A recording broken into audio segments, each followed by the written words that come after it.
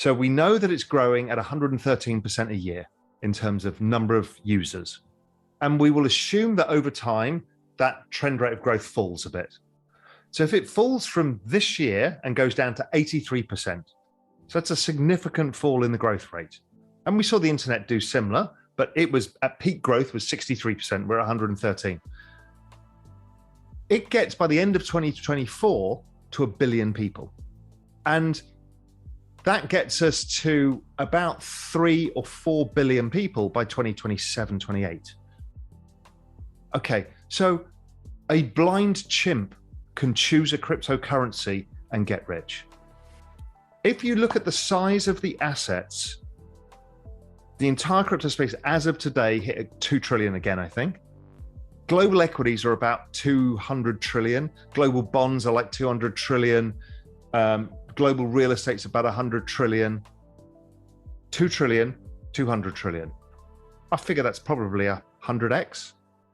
And we all know, almost all of us realize that all bonds, all securities, all assets are going on chain anyway. So it's probably even bigger than that.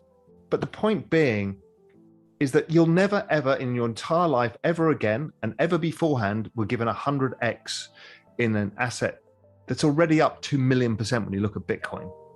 You've never been given this. And you can basically choose anything and it will go up. So once you do that, you're not scared of making the wrong bet, and it stops you being tribal, because within that, you know, some of them are going to be amazing. You take the pressure off. You take some basic bets, you know, Bitcoin, Ethereum, a couple of others here and there, and then you can just have a basket of stuff. And over time, decide, okay, I quite like that, or that's getting faster adoption. So then you start to look at, like, Solana is clearly getting adoption. It's clearly happening, and it's clearly happening in the price. Okay, so do you want to own a bit more of that? Maybe. You know, is Polkadot getting to where it should be? Don't know yet. But it's worth keeping an eye on. You know, there's a lot of stuff. And then, so that's how I tend to deal with it, is forget trying to model it and look for fair values and this. It's like, as I said, you can be a 3-year-old kid and be given a box of names of cryptocurrencies and take 10 out, and you will literally make 30 times your money over the next 20 years and next 10 years. So I was 100% crypto, and I have been for a long time now.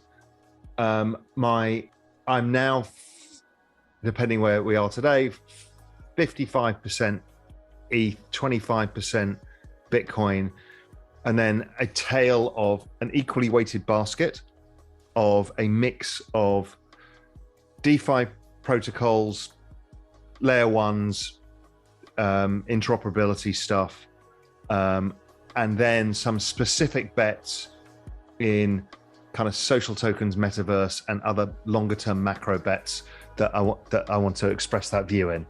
And, you know, I'm just following the chart very closely of the Bitcoin ETH cross, and I think it's about to explode higher again. So I may end up selling all of my Bitcoin, which is a weird thing. And again, I'm not anti-Bitcoin, but I'll sell that to buy ETH. Price prediction has been ETH north of 20,000.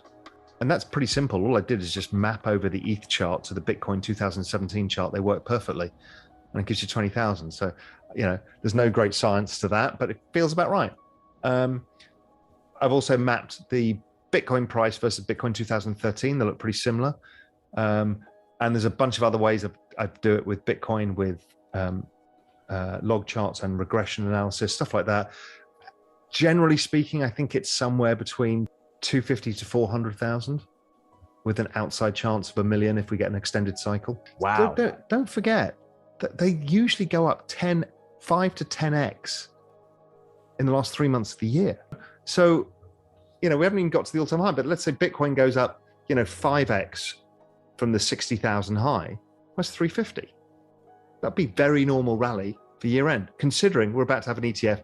And if I'm right, we might see the central bank pivoting to more printing. They may not print more money this year, but they'll start talking about it. Those two things alone are enough to drive Bitcoin to 350, 5x from here.